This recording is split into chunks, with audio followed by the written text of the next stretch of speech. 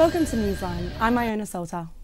And I'm Madison Kennedy. Coming up on today's program, BHP hit with lawsuits for allegedly causing earthquakes and poisoning water sources, the growing popularity of fixed-gear bicycles, and all things royal. We take a look at the Obama's visit to the royal family and the current state of the Republic debate. But first today, Labor may be set to lose moral and financial support, with 1 in 4 Victorian members expected to let their annual membership lapse this year. With 6 days until the renewal deadline, almost 40% of Victorian Labor's 12,000 members have not yet renewed their support. The Age newspaper has quoted a Labor source as saying the loss is due to Labor's move to the right on issues like climate change, asylum seekers and welfare. Moving to global politics now, and US President Barack Obama is beginning the second day of his visit to the United Kingdom and is scheduled to hold talks with British Prime Minister David Cameron and address the British Parliament. Yesterday, he was greeted by the royal family with enormous fanfare. Tamsin Byrne has more. After tracing his ancestral roots in Ireland, US President Barack Obama is in the UK, strengthening the special relationship between the two superpowers. Though the President has visited London before, this is his first state visit. The President spoke of the Queen's lifetime of service. What the Queen symbolises is the best of England. Among the pomp and circumstance, the Obamas have found time to meet England's golden couple, with fashionistas around the globe debating the sartorial choices of Michelle Obama and the Duchess of Cambridge. The Obamas will host the Queen for dinner at the US Embassy tonight before travelling to France for the G8 meeting. Tamsin Byrne, Newsline. Tamsin Byrne, Newsline. Thanks, Tamsin. In the wake of the royal wedding, debate has once again been sparked about Australia's links to the British monarchy. But despite the wedding hype, are our ties with the proverbial motherland strong enough to remain part of the Commonwealth? Or is a republic on the cards? Nick Toscano reports. You don't have to look far to find the signs of Australia's royal heritage still evident around Melbourne, and following recent events like Prince William's tour of flood-affected Australia, I shook the prince's hand, and oh my god, he said hello to me. along with his April wedding to Kate Middleton. The Royals have been back in the media spotlight here at home. Local monarchists say the attention has reminded Australians of our unbroken connection to the Crown. We've just sort of become quite used to having the monarchy around, and we sort of, I think, have forgotten a little bit about them, but whenever there's a new generation coming through, it just brings new life.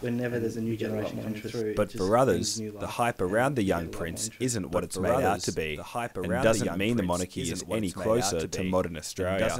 There's no attachment to the royal family. The Queen's been on the throne for 60 years, which is a long time. If this was a republic, she'd have been removed years ago. But of course, she is totally irrelevant to Australia. You let her out there on William Street, she wouldn't know even how to call a taxi, and yet she's our head of state. Opinion polls have revealed roughly 60% of Australians support the move to a republic. For some, the issue now is not if Australia will become a republic, but when. Prime Minister Julia Gillard has flagged she wants a republic, but won't revisit the debate until Queen Elizabeth II dies. Some say what's holding Republicans back is a disagreement about which model of a republic will work best for Australia. Until we get our acts together and come up with a model, the status quo will remain in this distress now, because I'm not getting any younger, and I want to see an Australian president. I want to see somebody I know as the President of the Republic of Australia pretty soon. It seems for now, the Queen of England is in no threat of losing her colony down under, but it's unlikely her son will enjoy the same reign. Nick Toscano, Newsline. Nick Toscano. Thanks, Nick. We now cross to our news correspondent, Jacob Howard. And Jacob is a former Labor power broker about to hit the jackpot.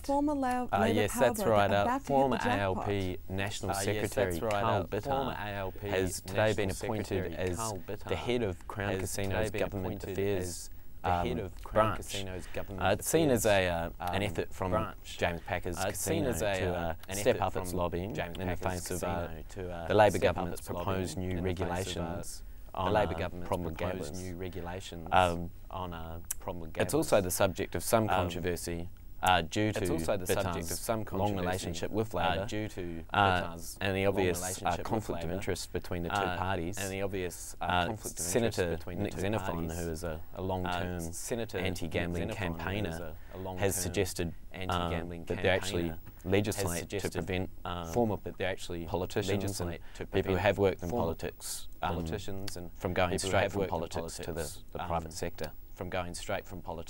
And moving overseas now, the US is likely to have their deadliest tornado season on record. What's the latest deadliest tornado season on record? Well, the death toll of the tornado that tore through the Missouri town of Joplin on Sunday has risen to 124 and authorities are expecting that to rise. It actually makes it the deadliest tornado since records began 61 years ago, and it brings the total deaths from tornadoes this year to 489, putting it on track to become the deadliest twister season ever. The town of Joplin has been absolutely decimated. It's home to about 50,000 people, about 8,000 buildings and homes have been demolished, and there are still deep concerns held for the 1,500 people who are still not accounted for. Staying in the US, Benjamin Netanyahu addressed the US Congress. How was his speech received there? The US Congress. Well, despite not really saying anything surprising or new, his speech was very well received. He received more than 20 standing ovations from the US Congress. On the Middle Eastern peace issue, he did admit that Israel must make some concessions to Palestine for that process to develop further. But he has maintained his refusal for Israel to go back to the pre-1967 borders, saying that it would make Israel indefensible. Thanks for that, Jacob. Still to come on Newsline, we look at the state of homelessness in Australia, as well as the latest in business, sport and weather.